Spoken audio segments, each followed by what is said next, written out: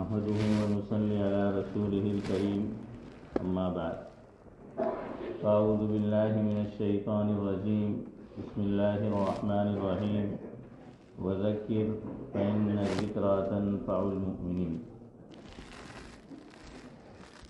بزرگان محترم، ہم ایک نکاح کی مجلس میں جمع ہے. ترمذی شریف کی روایت ہے، حضرت نبی کریم صلی اللہ علیہ وسلم نے ارشاد فرمایا، جس کا مفہوم یہ ہے کہ نکاح اعلان کے ساتھ کیا کرو اور نکاح مسجد میں کیا کرو. علماء نے یہ بات لکھی ہے اس حدیث پاک کی شرح کرتے ہوئے کہ مسجد میں نکاح ہوگا تو اعلان خود بخود ہو جائے، کیونکہ لوگ موجود ہی ہوتے ہیں، تو اس لیے مسجد میں نکاح کرو، سب کو پتہ چل جائے. اور علماء نے لکھا ہے کہ نکاح اور زنا میں فرق یہ ہے کہ زنا چھپ چھپ کر کیا جاتا ہے اور نکاح الگ اعلان ہوتا ہے. اس لیے یہ فرمایا گیا کہ نکاح اعلان کے ساتھ کرو تاکہ لوگوں کو پتہ چلے، ساتھ جاتے ہوئے دیکھے تو یہ نہ سمجھے کہ یہ کوئی اجنبی ہے اور آپس میں جا رہے ہیں. اعلان کے ساتھ نکاح ہوگا تو سب کو پتہ چلے گا. دوسری بات، علماء نے لکھا ہے کہ جتنے بھی انبیاء کرام علیہم الصلاۃ والسلام دنیا میں تشریف لائے، ان کی ساری تعلیمات کا خلاصہ اگر بیان کیا جائے تو وہ دو باتیں نکل کر سامنے آتی ہیں کہ وہ دو چیزیں ہیں. سارے انبیاء، وہ دو باتیں کیا ہے؟ نمبر 1، مخلوق کو خالق سے ملانا، مخلوق کو خالق سے ملانا، اور دوسری بات ہے مخلوق کو مخلوق سے ملانا. یہ ہے مقصد. اب آپ دیکھیے ترمذی شریف کی روایت، حضرت ابو ایوب انصاری رضی اللہ تعالی عنہ کہ جو میزبان رسول ہے، وہ راوی ہے جس کا مفہوم یہ ہے کہ 4 باتیں 4 کام تمام انبیاء کرام علیہم الصلاۃ والسلام کی کیا رہی ہے؟ سنت رہی ہے. وہ 4 باتیں اور 4 کام کیا ہے؟ ایک ہے خوشبو. اب آدمی خوشبو لگاتا ہے، اور میں نے ابھی کہا نا کہ نبی کی تعلیمات کا خلاصہ مخلوق کو مخلوق سے ملانا ہے. آپ اچھا پرفیوم یوز کریں، اچھا عطر یوز کریں، تو جو آپ کے پاس بیٹھا ہوگا یا آپ سے ملے گا وہ پوچھے گا کہ وہ بھائی عطر لائے انہوں نے، بہت اچھا پرفیوم لایا ہے، کہاں سے؟ کچھ مجھے بھی دے. تو اس نے آپ کو کیا کر دیا؟ آپ سے اس چیز نے قریب کر دیا، ملا دیا.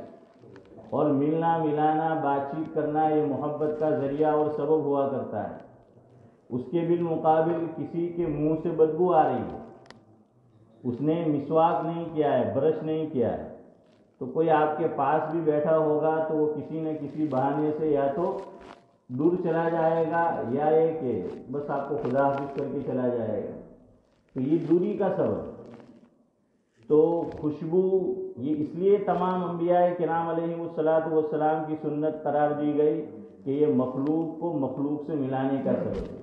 اسی لیے آپ دیکھیے جمعہ کے دن جمعہ میں اور عیدین میں اس بات کو پسند کیا گیا کہ آدمی اچھے کپڑے پہن کر آئے اور خوشبو لگا کر آئے، چونکہ مجمع زیادہ ہوتا ہے، لوگ زیادہ ہوتے ہیں تو آپس میں قربت ہوگی. تو بہرحال ایک تو خوشبو، یہ بھی آپس میں محبت کے پھلنے پھولنے کا اور ملنے کا سبب ہے. دوسری چیز اللہ کے نبی صلی اللہ علیہ وسلم نے یہ بیان فرمائی کہ مسواک، اور ابھی میں نے آپ کو وہ تو بتا دیا تو کہ بدبو ہوگی تو آدمی دور ہوگا. تیسری چیز ہے حیا اور شرم. تو یہ بھی ایسا وصف ہے کہ جس کی وجہ سے لوگ حیادار آدمی سے محبت کرتے ہیں. اور چوتھی چیز ہے نکاح. تو نکاح بھی ایک روایت میں اللہ کے نبی صلی اللہ علیہ وسلم نے فرمایا جس کا مفہوم یہ ہے، یہ ایسی چیز ہے، ایسا عمل ہے کہ 2 اجنبیوں کو ایک کر دیتا ہے، اور جن میں آپس میں آلریڈی رشتہ داری ہے تو رشتہ داری کے بڑھنے کا یہ سبب اور ذریعہ بنا کرتا ہے.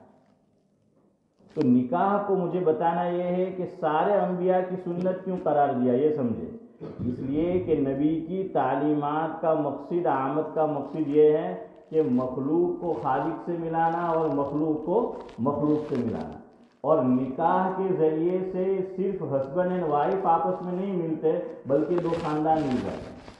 اور حکیم الاسلام حضرت مولانا قاری محمد طیب صاحب نور اللہ مرقدہ کی ایک تحریر میں پڑھا، جس کا مفہوم یہ ہے کہ اگر جو دلہا ہے وہ شہزادہ ہے اور دلہن ہے وہ شہزادی ہے تو صرف دو خاندان نہیں ملتے، دو ملک مل جاتے۔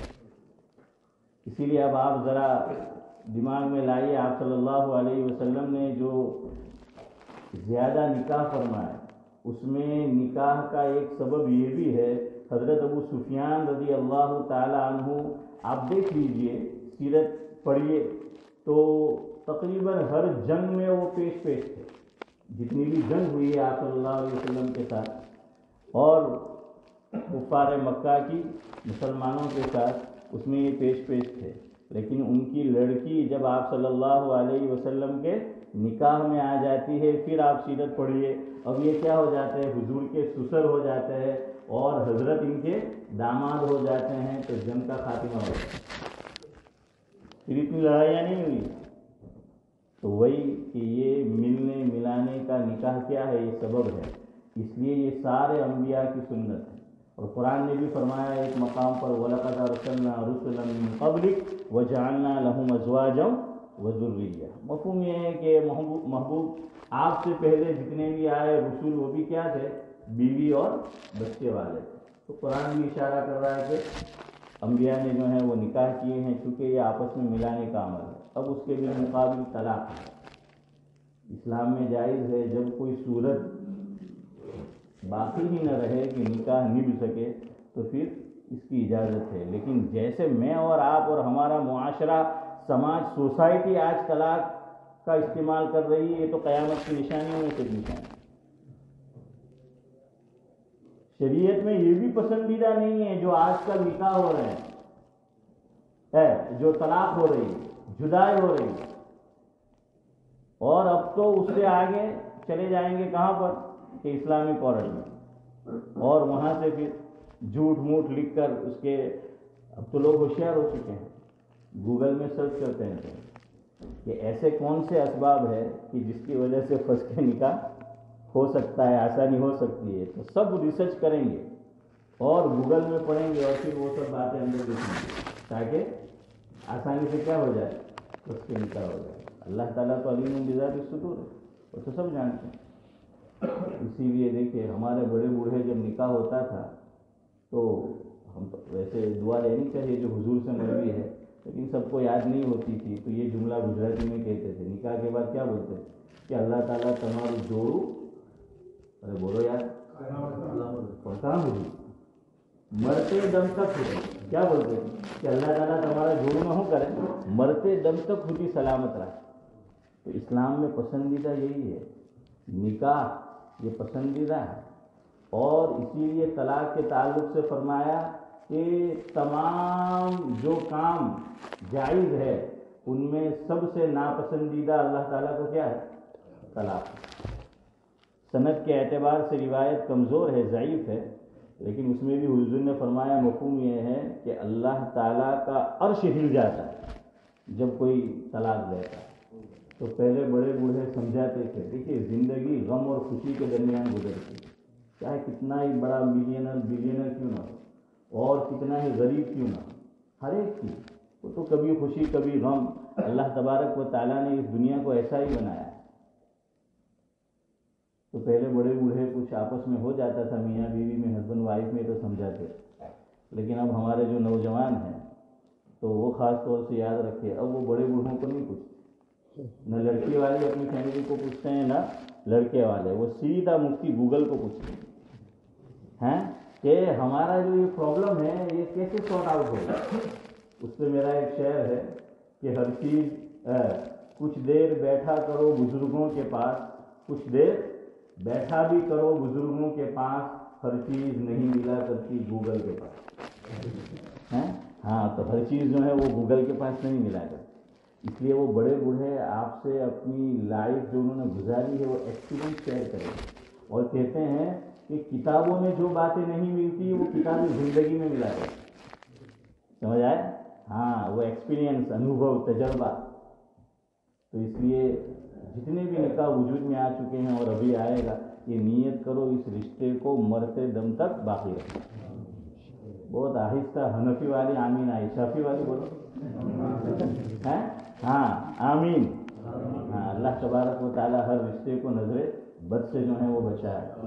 ہاں، یہ بڑا مقدس رشتہ ہے. میری ایک وبائی ہے، رشتہ نکاح کی قدر کیجئے، رشتہ نکاح کی قدر کیجئے، کچھ اونچ نیچ ہو جائے تو صبر کیجئے. یہ رشتہ بڑا مقدس رشتہ ہے، جلد بازی میں نہ اسے ختم کیجیے. ہاں، اس لیے جلد بازی میں اس کو ختم نہیں کرنا ہے. ابھی 3 باتیں کہہ کر گفتگو ختم کرتا ہوں. دعوت و تبلیغ کے احباب تو فرماتے ہیں کہ بھائی 6 باتیں، ہماری 3 باتیں ہیں تو ذرا ہاف کر دیا، چونکہ آج کل کا جو ینگسٹر ہے، نوجوان ہے، اسے ہر چیز میں جلدی، تو اس وجہ سے کیا ہے وہ تھوڑا ہم نے ہاف پرائز، تو ہاف جو ہے وہ ہم نے کر دیا. 3 باتیں. نمبر 1، ہسبینڈ اینڈ وائف ایک دوسرے کو عزت اور رسپیکٹ دینا چاہیے. یہ بہت ضروری ہے.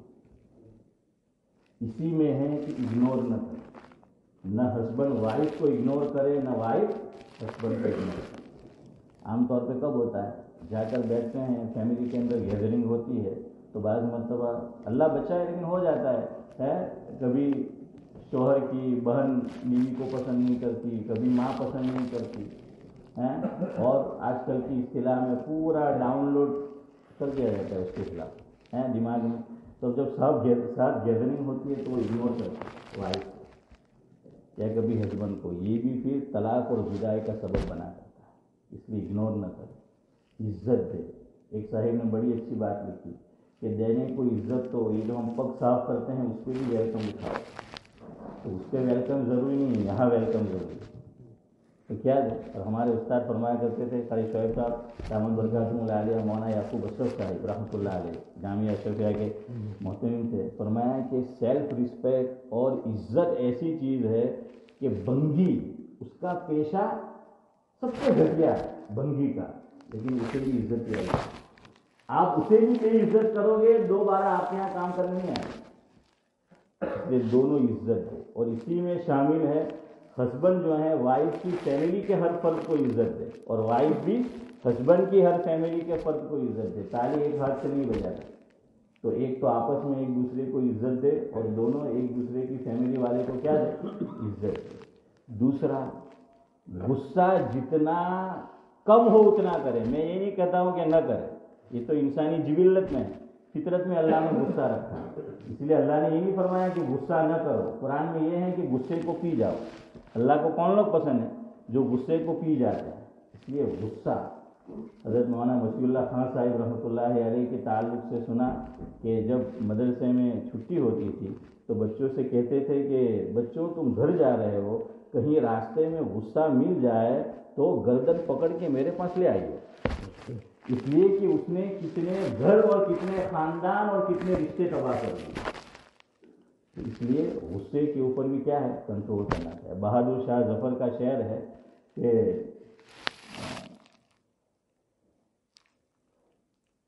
ظفر آدمی اس کو نہ جانیے گا، ہو چاہے کتنا ہی صاحب فہم و ذکا، جسے عیش میں یاد خدا نہ رہی، جسے تیش میں خوف خدا نہ رہا. علامہ انور شاہ کشمیری رحمۃ اللہ علیہ فرماتے تھے یہ میرے پسندیدہ اشعار میں سے ایک شعر ہے. اس لیے غصے کے اوپر کنٹرول. دیکھیے حضور نے کیا فرمایا، مفہوم غصے کے اعتبار سے 4 قسمیں ہیں آدمیوں کی. سب سے اچھا آدمی وہ ہے جسے غصہ سب سے دیر میں آئے اور چلا سب سے جلدی چلا جائے. اور میرا اور آپ کا حال کیا ہے، آتا جلدی ہے، کم وقت جاتا ہے. ہاں، دیر سے تو کیا جاتا ہی نہیں. اس لیے غصے کے اوپر کیا رکھو، کنٹرول جو ہے وہ غصے کے اوپر یہ کنٹرول رکھا جائے. اور آخری بات، ایک دوسروں کی غلطیوں کو معاف کرنے کا جذبہ پیدا کرو. آج ہسبینڈ اینڈ وائف اپنے دل کے ایک کونے میں ایک قبرستان بنا لے. اور اس قبرستان کے اندر ہسبینڈ وائف کی غلطیوں کو دفن کرتا رہے اور وائف ہسبینڈ کی غلطی. کوئی دنیا میں پرفیکٹ نہیں ہے. ہاں بھول ہر ایک سے ہوتی ہے, غلطی ہر ایک سے ہوتی ہے. کہتے ہیں کہ سڑک کتنی بھی صاف ہو دھول ہو ہی جاتی ہے, سڑک کتنی بھی صاف ہو دھول ہو ہی جاتی ہے, آدمی کتنا ہی اچھا ہو بھول ہو ہی جاتی ہے. اور کسی کا شعر ہے کہ کچھ اس طرح سے میں نے زندگی کو آساں کر لیا, کچھ اس طرح سے میں نے زندگی کو آساں کر لیا, کچھ لوگوں سے معافی مانگ لی اور کچھ لوگوں کو معاف کر دیا. ہاں تو معاف کریں گے تو زندگی اچھی طرح جو ہے وہ گزرے گی. معاف کرنے کا جذبہ جو ہے وہ پیدا رکھو. یہ جو باتیں ہوئی سب سے زیادہ میں محتاج ہوں, اور حضرت امام صاحب دامت برکاتہ العالیہ کا شکر گزار بھی ہوں. انہوں نے موقع دیا تو کچھ دین کی باتیں کہنے سننے کی توفیق میں وہ مرحمت ہوئی. اور ہمارے جو موسیٰ بھائی ہے, تو میں دوست کہوں یا کیا کہوں پتہ نہیں, اس سے بھی بڑھ کر ہے ہمارے ہیں. ہاں یہ ہمارے رشید بھائی ہے, موسیٰ بھائی ہے, اسماعیل بھائی ہے, حضرت تو یہ سب فیملی والے بھی ہے, اور ہمارے اچھے تعلقات بھی ہیں. ان کی بیٹی کا نکاح ہے, اللہ تبارک و تعالیٰ خوب مبارک کرے. اور اس مسجد کا نام مسجد عمر ہے. اور ہمارے اکابر فرماتے ہیں کہ نیک پالی لینا تو جائز ہے, یا اس تعلق سے ایسے جملے بول دینا, تو بس نکاح ہو رہا ہے اس کا نام ہے عمر, مسجد عمر. تو اللہ تبارک و تعالیٰ یہ ہسبینڈ اینڈ وائف کی عمر میں خوب برکت ہے, اور اللہ تبارک و تعالیٰ ہسبینڈ اینڈ وائف کا جوڑا عمر بھر یعنی مرتے دم تک کیا ہے وہ سلامت رکھے, اور دونوں کے ملنے کو, دونوں کے خاندانوں کے ملنے کا, آپس میں محبت کے پھلنے پھولنے کا کیا ہے وہ ذریعہ بنائے.